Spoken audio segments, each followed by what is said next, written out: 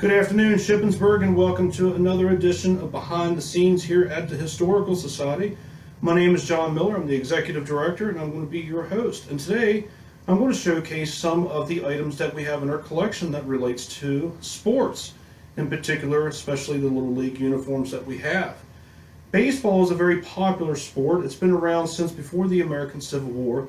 In fact, in Hagerstown, Maryland, right here in the Cumberland Valley, the term baseball shows up in 1840 in the Torchlight newspaper. From there, it's a very popular game among Civil War soldiers.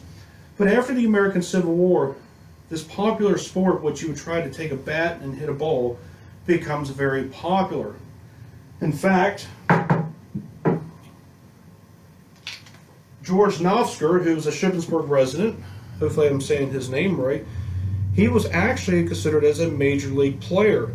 Now, he started at the age of 24, entered into the Altoona team, played with them for about half a year, and then after that he transferred over to a Chambersburg league, where he went ahead and continued out that year. From there, he never played baseball again. But he was a right-hander as far as batting, throws. He was 5 foot, 135 pounds. And his first game he played was on April 17th, 1884. And of course, his last game that would actually show him on the appearance of the field came in May 2nd. But baseball has been around for a long time. And of course, when we're looking at the pastime of different kinds of sports, it was a very vital institution here in Shippensburg. And you can see I have a photograph here of a YMCA team from 1915. And of course, they were segregated teams back then too. And of course, you had the African American Baseball League. And this one here was from Harrisburg of 1916. Now, in terms of baseball as we think, really it doesn't become a national sport until 1903. And of course, the American Hockey League was founded in 1917. The National Football League was founded in 1920. And then the National Basketball Association was founded in 1946. And these are very interesting sports because of the fact that so many people love just to sit there in front of TV, watch or listen to it on the radio. And then you have the minor league teams that we can actually visit here within the Cumberland Valley, such as the Harrisburg Senators, the Hagerstown Suns. Now, if you get on the other side of the mountains here, you can go down to Frederick and see the Frederick Keys. So there's a lot of opportunities for you to take in the professional sports and actually get to experience them. Hershey Bears, which is a part of the Washington Capitals affiliate for minor league hockey. But other than that, it's a very powerful tradition.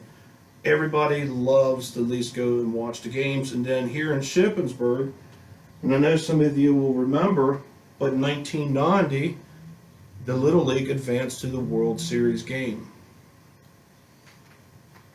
Now, when it comes down to what we have in our collection, obviously, like I showed you, we have the baseball and the bat. We also have the pigskin for you to throw around. Not sure what year this is. But to kind of give you an idea, here is the YMCA football team from 1914. And that's when they actually really did play football. Now, some of the things that we have in our collection that I'm sure some of you would find very interesting would be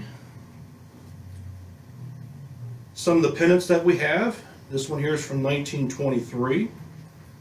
Very cool piece of history that we have there. We have a 1927 State Normal School Shippensburg pennant.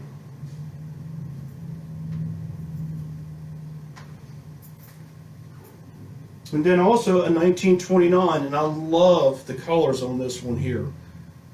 It's very rustic looking, which is what gives that beautiful appealing to it.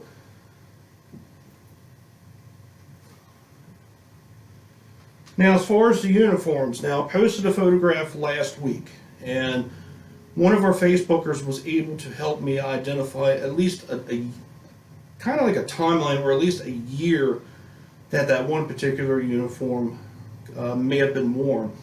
And it was between 1966 and 1970. If anybody's watching this video, if you for some reason know of the year that maybe these uniforms were made, please definitely comment and let me know what it was that you saw and at least the date that you think or that you remember it closest to be. Here we have a wool uniform with the letter M on it. You can see it's got kind of like greenish stripes to it. It only comes down to about halfway down on the chest, made out of wool. This is one of the uniforms that we have on display. The trousers are still in the case.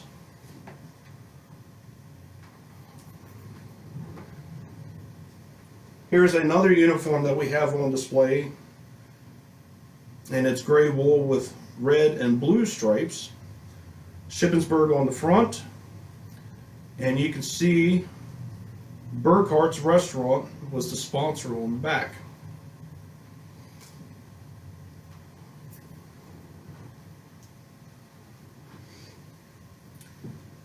Have another gray wool uniform.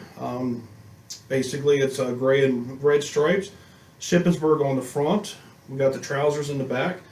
One thing that's interesting though is that this one here opens by zipper, which tells me it might be a little bit more modern than some of the button-up ones, with a number 45 on the back.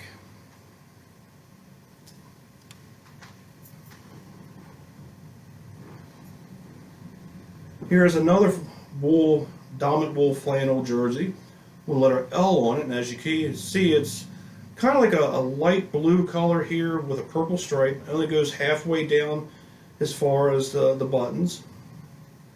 No markings or anything on the back.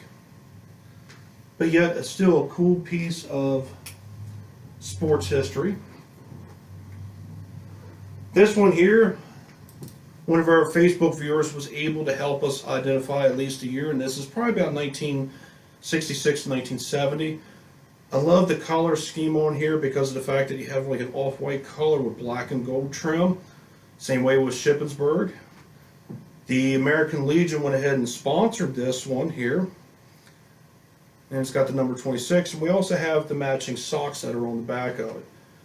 Now, one of the things that I'm looking into is how to better preserve and better store our clothing artifacts here, because we want to make sure that we're preserving these items using the latest techniques. Another one here, this is from Newburgh. Basically gray with blue striping.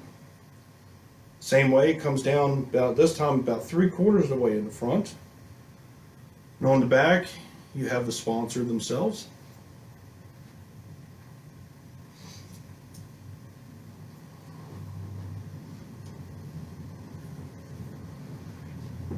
This one here is made out of more of a heavier cotton, gray in color, black striping on it, from Jacksonville.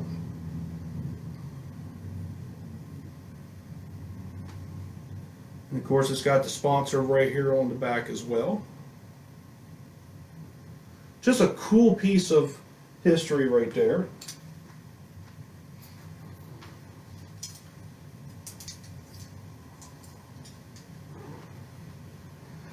Here is a cotton, sleeveless type of jersey. You can see it comes all the way down as far as the opening itself with the letter N, and of course on the back. Most likely that's the sponsor as well. And here are the matching trousers that go with it.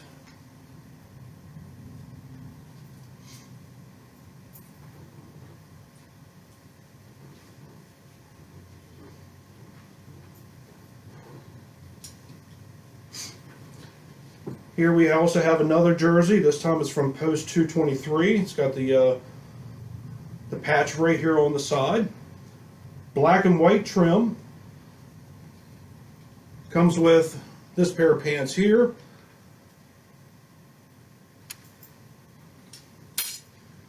But it also comes with another uniform here. And actually looking at it now in the light, this might actually be dark blue. And one other feature that's in here is that we also have 3 pairs of the socks that were worn with this baseball uniform. So again, if you folks out there in Facebook land that are viewing this, if you remember the years of any of these, please comment down and let us know. And of course on the back of it here is the number 2.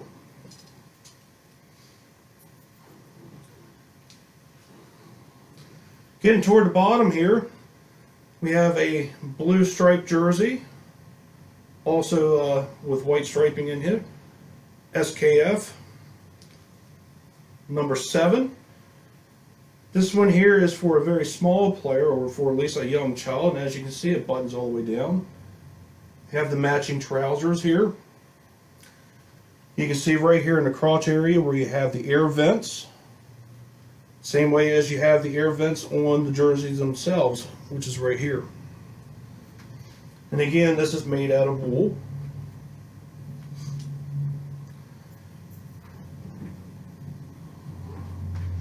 And then we have a Shippensburg basketball sweater.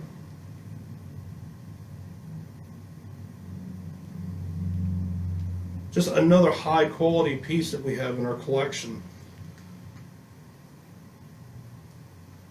So like I was saying, if there's anything here that you folks out there recognize, please let us know, because when these came into the Historical Society many, many years ago, really there was no information that came with them.